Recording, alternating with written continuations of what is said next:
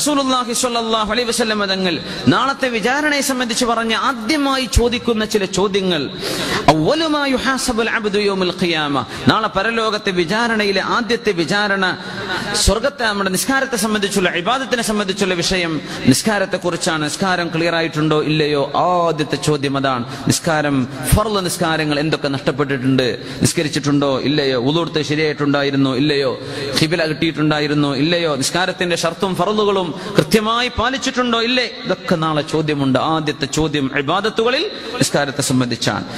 എന്നാൽ പിന്നെ നിഅമത്തുകളെ സംബന്ധിച്ചുള്ള വിചാരണ തുടങ്ങിയാൽ അതിൽ ആദ്യത്തെ ചോദ്യം അലം മുസിഹ്ഹ ലക ജിസ്മക, നിന്റെ ശരീരത്തിന് ഞാൻ ആരോഗ്യം തന്നില്ലായിരുന്നോ, വ അർവിക മിനൽ മാഇൽ ബാരിദി, തണുത്ത വെള്ളം കുടിക്കാൻ ഞാൻ നിനക്ക് തന്നില്ലായിരുന്നോ എന്ന് അല്ലാഹു ചോദിക്കുന്ന.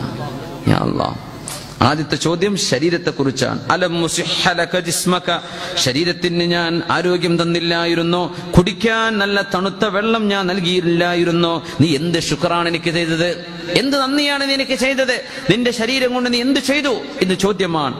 വെള്ളം കുടിച്ചു, അല്ലാഹുവേ ഞാൻ ബിസ്മി ചൊല്ലിയിട്ടുണ്ട് റബ്ബേ, ഞാൻ അൽഹംദുലില്ലാ ചൊല്ലിയിട്ടുണ്ട് റബ്ബേ, നിന്റെ റസൂല് പറഞ്ഞ പോലെ ഞാൻ ഇരുന്ന് കുടിച്ചിട്ടുണ്ട് പടച്ചവനെ, ഞാനത് ഒറ്റ ഗൾഫിലങ്ങ് മുക്കി കുടിച്ചിട്ടില്ല റബ്ബേ, അല്പാൽപമായി കുടിച്ചിട്ടുണ്ട് വരാനെ, എന്റെ വലത് കൈ കൊണ്ട് കുടിച്ചിട്ടുണ്ട് അല്ലാഹ്, ഇതാണ് എന്റെ ശുക്ർ, ഇതാണ് എന്റെ ശുക്ർ. ഇതൊന്നും ചെയ്തിട്ടില്ല.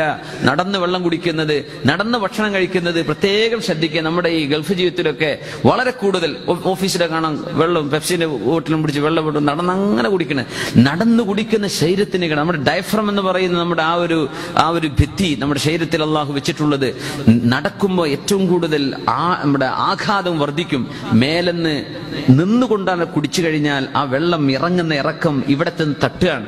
അത് ഫോഴ്സ് ആയിട്ട് ചെല്ലുമ്പോൾ നമ്മുടെ ശരീരം ബാലൻസ് ചെയ്യേണ്ടി വരും. അത് ചാട്ടം ഒന്ന് സ്ലോ ചെയ്യാൻ നമ്മൾ ഇരുന്ന് കുടിച്ചാൽ ശരീരത്തിന് വളരെ ആശ്വാസം, സുന്നത്താണ്, ആരോഗ്യത്തിന് നല്ലത്, നമ്മുടെ ഡയഫ്രത്തിന് കേടും വരില്ല.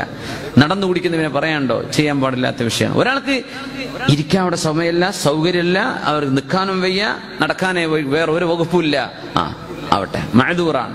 അല്ലാത്ത വിഷയം നമുക്ക് ഇരുന്ന് കുടിക്കാനും ഇരുന്ന് തിന്നാനും കഴിയുന്ന വിഷയം ഇരുന്നിട്ട് ഒരു സാൻഡ്വിച്ച് വലത്തെ കയ്യിൽ ഇടത്തെ കയ്യിൽ പെപ്സി, ഇങ്ങനെ ഇത് ചെയ്യരുത്. ആ സാൻഡ്വിച്ചോടെ വെച്ചിട്ട് വലത്തെ കൈ കൊണ്ട് തന്നെ കുടിക്കണം. കുടിക്കുന്നത് വലത്തെ കൈ കൊണ്ട്, കഴിക്കുന്നത് വലത്തെ കൈ കൊണ്ട്. അള്ളാഹു രണ്ട് കൈ തന്നിട്ടില്ലേ, ഹക്കും ബാത്തിലും തന്ന പോലെ വലതും ഇടതും ഉണ്ട്. ഏതാ വേണ്ടത്, വലത് ചൂസ് ചെയ്യുക. കുടിക്കാനും കഴിക്കാനും ഭക്ഷിക്കാനൊക്കെ വലത് കൊണ്ടാ ചെയ്യേണ്ടത്. ചിലപ്പോൾ അങ്ങ് ശീലിച്ചിട്ടുണ്ടാവും, ശീലിച്ചു പോയിട്ടുണ്ടാവും. ഒരു കൈ കൊണ്ട് കടിക്കുന്നു കുടിക്കുന്നു, അങ്ങനെ ചെയ്യരുത്. എന്ത് ചെയ്യുക, വലത് കൊണ്ട് കുടിക്കുക, വലത് കൈ കൊണ്ട് കഴിക്കുക. ഇതൊക്കെ ജീവിതത്തിന്റെ ഭാഗമാക്കി തീർക്കുക. അപ്പൊ സുഹൃത്തുക്കൾക്ക് ഓർമ്മിപ്പിച്ചു കൊടുക്കുകയും ചെയ്യാം. ഇൻഷാ അല്ലാഹ് ആരെങ്കിലും ഓർമ്മിപ്പിച്ചു തന്നാൽ എന്ത് ചെയ്യുക, ഉപദേശം സ്വീകരിക്കുകയും ചെയ്യാം. അള്ളാഹു തൗഫീഖ് ചെയ്യുമാറാകട്ടെ. കാരണം നമ്മൾ കുടിക്കുന്നതിനെ സംബന്ധിച്ച് ചോദ്യമുണ്ട്. അല മുർവിക മിനൽ മാഇൽ ബാരിദി, നല്ല തണുത്ത ശുദ്ധമായ വെള്ളം ഞാൻ നിനക്ക് തന്നില്ലയോ എന്ന് കുടിവെള്ളത്തെ കുറിച്ച് ചോദ്യമുണ്ട്. ഒരു കാര്യം കൂടെ പറയട്ടെ, നമ്മൾ ഏറ്റവും കൂടുതൽ, ഇതിപ്പോ നമ്മൾ ഖുർആൻ ക്ലാസിന്റെ ഭാഗമല്ല, എന്നാലും ഞാൻ പറയണം, നമ്മളൊക്കെ ഒരു അറിയുന്നൊരു വിഷയം നമ്മൾ പറഞ്ഞു കൊടുക്കണമല്ലോ. നമ്മൾ ഏറ്റവും കൂടുതൽ ശുദ്ധവെള്ളം കുടിക്കണം. പൊന്നു മുഅ്മിനീങ്ങളെ, സഹോദരന്മാരെ സഹോദരിമാരെ, കുട്ടികളും വലിയവരും ഒക്കെ, ഒരു ദിവസം നമ്മൾ 2 ലിറ്ററെങ്കിലും സാധാ വെള്ളം കുടിക്കണം എന്നാ. നമ്മൾ വെള്ളം കുടിക്കാതിരുന്നാൽ നമ്മുടെ ശരീരം ഉള്ള വെള്ളം പിടിച്ചു വെക്കും. അങ്ങനെ നമുക്ക് ബോഡി വെയിറ്റും പ്രശ്നങ്ങളും അസുഖങ്ങളൊക്കെ വരുന്നത്. ഓരോരോ മണിക്കൂറിലും മിനിമം ഒരു ചെറിയ കപ്പെങ്കിലും വെള്ളം കുടിക്കാൻ പറ്റിയാൽ നമ്മൾ മൂത്രമൊഴിച്ച് പോകുമ്പോൾ നമ്മുടെ കിഡ്നി ശുദ്ധിയാവാൻ, ശരീരത്തിന്റെ കൊഴുപ്പുകൾ ഒഴിഞ്ഞു പോകും, അസുഖം ഇല്ലാതെ. ശുദ്ധവെള്ളം, നമ്മൾ ചായ കുറെ കുടിക്കുന്നുണ്ടാവും, ഒരു കാര്യമില്ല. പച്ചവെള്ളം, അത് തിളപ്പിച്ചിട്ടോ തിളപ്പിക്കാതെയോ തണുത്തതോ തണുക്കാത്തതോ സാധാ വെള്ളം ഉണ്ടല്ലോ, അത് കുടിക്കുക. ഒരു 2 ലിറ്ററെങ്കിലും കുടിക്കണം എന്നാ പറയാം. നമ്മൾ ആരാ വെള്ളം കുടിക്കണത്? രാവിലെ എഴുന്നേറ്റ് കഴിഞ്ഞാൽ ശുദ്ധമായ ചുടുവെള്ളം അല്ലെങ്കിൽ ശുദ്ധമായ വെള്ളം, ബോഡി ടെമ്പറേച്ചർ, റൂം ടെമ്പറേച്ചറിന്റെ ഉള്ള നല്ല തണുത്തത് കുടിക്കുക, നല്ല ചൂട് കുടിക്കാൻ പാടില്ല. നബി തങ്ങൾ പറഞ്ഞിട്ടുണ്ട്, അള്ളാഹു നിങ്ങളെ തീ തീറ്റിപ്പിച്ചിട്ടില്ലല്ലോ, അതുകൊണ്ട് ഭയങ്കര ചൂടുള്ളത് കഴിക്കരുതെന്നാ റസൂലുള്ളാഹി തങ്ങൾ പറഞ്ഞത്. നിങ്ങളോട് അള്ളാഹു തീ തിന്നാൻ പറഞ്ഞിട്ടില്ലല്ലോ എന്നാ. അപ്പൊ ഏറ്റവും ആവശ്യം, നമ്മൾ രാവിലെ എഴുന്നേറ്റ് രാവിലെ ഒരു കോഫിയോ ഒരു ചായയോ കഴിക്കുന്നതിന്റെ മുമ്പ് ഒരു മിനിമം ഒരു 10-15 മിനിറ്റ് മുമ്പ് 2 ഗ്ലാസ് ശുദ്ധ വെള്ളം കുടിക്കുക. വയറൊന്ന് ക്ലീൻ ആവട്ടെ. ഭക്ഷണം ചെല്ലാൻ വേണ്ടി പോവാൻ, ആദ്യം അത് ക്ലീൻ ആവട്ടെ, എന്നിട്ട് പിന്നെ ചായ വെള്ളം കുടിച്ചോളൂ. ഓരോ മണിക്കൂറിലും മിനിമം ഒരു കപ്പെങ്കിലും വെള്ളം കുടിക്കണം. നമ്മുടെ ശരീരം അള്ളാഹു തന്ന വലിയ നിഅമത്തല്ലേ, അത് നശിപ്പിച്ചു കളയരുത്. ഈ കിഡ്നി ഫെയിലിയർ, കിഡ്നി അടിച്ചു പോവുക, കിഡ്നി കേടായി പോകുന്നൊക്കെ പറഞ്ഞാൽ എന്താ, വെള്ളം കുടിക്കാത്തത് കൊണ്ടല്ലേ.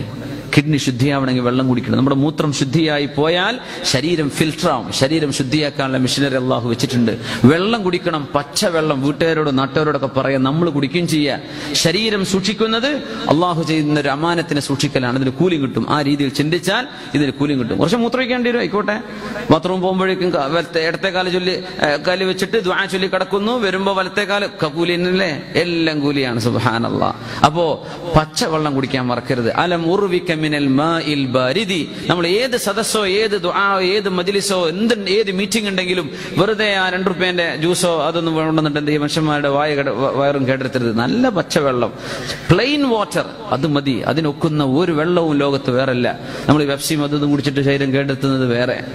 പച്ചവെള്ളം കുടിക്കും. അത് നമ്മുടെ നാട്ടുകാരോടും പറയണം, ഇവിടെയും എല്ലാവരും ശ്രദ്ധിക്കണം. ഒരു വസിയത്തായിട്ട് നിങ്ങളോട് പറയണം, നമ്മുടെ ശരീരം സൂക്ഷിക്കാൻ വേണ്ടിയിട്ട്. നമ്മുടെ ഹെൽത്തി ആവണം. ആരോഗ്യം ഉണ്ടെങ്കിലേ നിസ്കരിക്കാൻ പറ്റൂ. ആരോഗ്യം നിലനിർത്താൻ പച്ചവെള്ളം കുടിക്കണം, ശുദ്ധവെള്ളമുള്ള വെള്ളം. അള്ളാഹു തൗഫീഖ് ചെയ്യുമാറാകട്ടെ. ശരീരം സൂക്ഷിക്കണം, അള്ളാഹു നമുക്ക് തൗഫീഖ് ചെയ്യട്ടെ. അലം മുസിഹ ലക ജിസ്മക, ശരീരത്തിന് ഞാൻ ആരോഗ്യം തന്നില്ലയോ അള്ളാഹു ചോദിക്കുന്നതാണ്. പിന്നെ കഴിഞ്ഞാൽ അല്ലാഹു തആല ഒരു മനുഷ്യനോട് ചോദിക്കുന്ന അടുത്ത മനുഷ്യരുമായുള്ള വിഷയങ്ങൾ, ഇടപാടുകളിൽ ആദ്യം വരുന്ന വിഷയം ഫിദ്ദിമായി, ചോരയെ സംബന്ധിച്ചാണ്. അവ്വലു മാ യുഖ്ളാ ബൈനൻ നാസി യൗമൽ ഖിയാമത്തി ഫിദ്ദിമാ, ആരൊക്കെ വധിച്ചിട്ടുണ്ടോ, മുറിവേൽപ്പിച്ചിട്ടുണ്ടോ, കൊന്നുകളഞ്ഞിട്ടുണ്ടോ, അതിനെ സംബന്ധിച്ചാണ് ചോദ്യം. അങ്ങനെ ആദ്യത്തെ വിചാരണക്ക് മുന്നോട്ട് വരുന്നത് സ്വഹാബികളിൽ 3 പേരാണ്. മഹാനായ അലി ഇബ്നു അബി ത്വാലിബ് റളിയല്ലാഹു അൻഹു, മഹാനായ ഹംസ ഇബ്നു അബ്ദുൽ മുത്തലിബ് റളിയല്ലാഹു അൻഹു, മഹാനായ ഉബൈദ ഇബ്നു ഹാരിസ് റളിയല്ലാഹു അൻഹു. ബദർ യുദ്ധത്തിൽ ആദ്യമായി യുദ്ധക്കളത്തിലേക്ക് ഇറങ്ങിച്ചെന്ന മഹാന്മാരായ സ്വഹാബികൾ. അവരുടെ മറുപക്ഷം ഉത്ബ, ഷൈബ, വലീദ് ഇബ്നു ഉത്ബ. ഇവർ മറുപക്ഷവും നിന്ന് അവിടുന്ന് അല്ലാഹു തആല വിധി പറയും എന്ന് റസൂലുള്ളാഹി സ്വല്ലല്ലാഹു അലൈഹി വസല്ലം. അല്ലാഹു തആല അത്രയും വലിയ വലിയ കുറ്റകൃത്യങ്ങളിൽ നിന്ന്, കൊലപാതകം പോലെയുള്ള കുറ്റകൃത്യങ്ങൾ നമ്മൾ ആരൊന്നും വരാതെ അല്ലാഹു കാത്തുരക്ഷിക്കുമാറാകട്ടെ. പ്രത്യേകിച്ച് നമ്മൾ വിചാരിക്കും ഞാൻ ആരും കൊല്ലാൻ പോണില്ല. ശ്രദ്ധിക്കാതെ വാഹനം ഓടിക്കുന്നത് കൊലപാതകത്തിന്റെ കുറ്റാണ് അല്ലാഹുവിന്റെ അടുത്ത്. ലൈസൻസ് ഇല്ലാതെ വാഹനം ഓടിക്കുന്നത്, ഡ്രൈവിംഗ് ലൈസൻസ് ഇല്ല വാഹനം എടുത്ത് പോവാണ്, അള്ളാഹുവിന്റെ അടുത്ത് കുറ്റകരമാണ്. വല്ല ആക്സിഡന്റ്, വല്ല ഫേറ്റൽ ആക്സിഡന്റ് സംഭവിച്ചാൽ കൊലപാതകം മനഃപൂർവ്വം ചെയ്ത കുറ്റം വരും. നമ്മൾ ട്രാഫിക് സിഗ്നലുകൾ നോക്കാതെ, സൈനുകൾ നോക്കാതെ വാഹനം ഓടിക്കുന്നത് കൊലപാതകമാണ്. നമ്മൾ വിചാരിക്കും ഞാൻ പാരമേ കുത്താൻ പോകുന്നില്ല, വാഹനം ഓടിച്ച് സംഭവിക്കൂലേ. അള്ളാഹുവിന്റെ ഖളാ ചിലപ്പോൾ സംഭവിച്ചു തരും. നമ്മൾ എല്ലാ റൂൾസും പാലിച്ചു പോവാ, ഒരു കുട്ടി മുമ്പിലോട്ട് ഓടി വന്നു, എന്ത് ചെയ്യാൻ പറ്റും? നമ്മളായിട്ട് വിഷയം ശ്രദ്ധിക്കാതെയും അലസമായിട്ടും ഉറങ്ങിയിട്ടും ശ്രദ്ധിക്കാതെയും ഫോൺ വിളിച്ചിട്ടും വാഹനം ഓടിച്ചിട്ട് ഒരു ആക്സിഡന്റ് സംഭവിച്ച ഒരാൾ മരിച്ചാൽ അത് കൊലപാതകമാണ്. അള്ളാഹുവിന്റെ അടുത്ത് കുറ്റം കിട്ടും. ഇവിടുത്തെ ഇൻഷുറൻസ് കമ്പനിക്കാർ എങ്ങനെയാ അതിനെ കണക്കാക്കുന്നത്? ഇതെല്ലാം നമ്മുടെ വിഷയം. റബ്ബിന്റെ മുമ്പിൽ എത്തുമ്പോൾ നാളെ രക്തത്തെ സംബന്ധിച്ചുള്ള വിചാരണയാണ് ആദ്യം തുടങ്ങുക. മനുഷ്യരുമായുള്ള ഇടപാടുകളെ വിചാരണ ചെയ്യുമ്പോൾ എന്ന് പറഞ്ഞതിൽ ട്രാഫിക് നിയമങ്ങൾ ലംഘിച്ചുകൊണ്ടുണ്ടായ അപകടങ്ങൾ, മനുഷ്യർക്ക് ജീവഹാനി സംഭവിച്ചത് മുഴുവൻ അള്ളാഹുവിന് മുമ്പിൽ കുറ്റമായിട്ട് നമ്മൾ വിചാരണ നേരിടേണ്ടി വരും. അള്ളാഹു കാത്തുരക്ഷിക്കുമാറാകട്ടെ. മാമിൻ ഇൻസാനിൻ, എത്രത്തോളം റസൂലുള്ളാഹി സ്വല്ലല്ലാഹു അലൈഹി വസല്ലം പറയാ, ഇസ്ലാമിന്റെ ഒരു ഭംഗി നോക്കണം ഇവിടെ, ഇസ്ലാമിന്റെ ഒരു ഭംഗി. മാമിൻ ഇൻസാനിൻ യഖ്തുലു ഉസ്ഫൂറൻ, ഒരു പക്ഷിയെ ഒരാൾ കൊന്നു, ഒരു പക്ഷിയെ.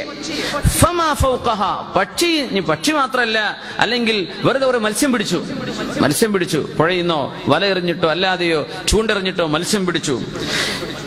ബിഗൈരി ഹഖ്ഖിഹാ, ഒരു ഹക്കുമില്ലാതെ, ഒരു അവകാശവുമില്ലാതെ ഒരു ചെറിയ പക്ഷിയെയും അല്ലെങ്കിൽ മറ്റെന്തിനെങ്കിലും ഒരാൾ കൊന്നുകളഞ്ഞാൽ ഇല്ലാ യസ്അലുല്ലാഹു അൻഹാ യൗമൽ ഖിയാമ, നാളെ പരലോകത്ത് അതിനെ സംബന്ധിച്ച് ചോദ്യമുണ്ട്. അപ്പോൾ ഒരാൾ ചോദിച്ചു, യാ റസൂലല്ലാഹ്, നബിയേ വമാ ഹഖ്ഖുഹാ, ഒരു പക്ഷിയുടെ അവകാശം എന്താ നബിയെ? അവകാശമില്ലാതെ കൊന്നാൽ, ഹക്കില്ലാതെ കൊന്നാൽ എന്താ നബി ഹക്ക് ഇവിടെ?